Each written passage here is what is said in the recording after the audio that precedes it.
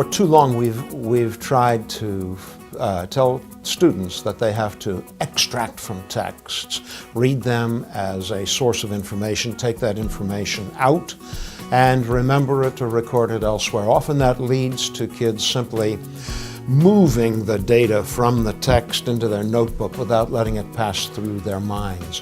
What we really want to encourage students to do is to approach a text as a transaction, as a meeting of the reader and the text.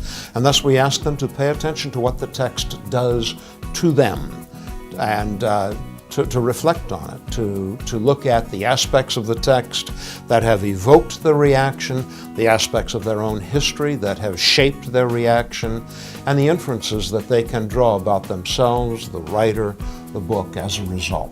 And the best way to help kids get to that point where they're transacting with the text more than extracting from the text is to start by listening to the questions you are asking kids.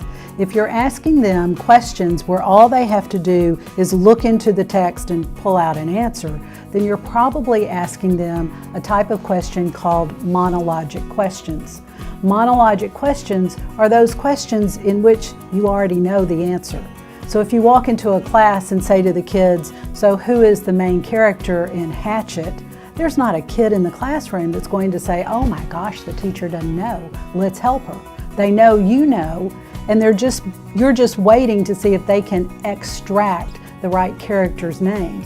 If you instead walk in and ask them dialogic questions are those in which you don't really know the answer. You're waiting to really hear what a kid says.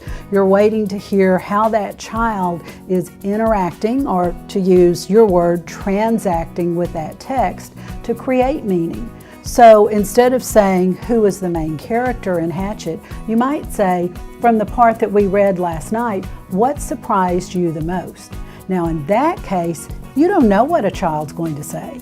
And if a child looks at you and says, "Well, this is what surprised me," you can't really walk up to that child and say, "Well, no, that really wasn't his surprise. Who can help him with a better surprise?"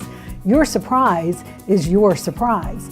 And that is going to be what helps create that transaction where kids are talking to really create meaning, not just to share a meaning they think you're looking for.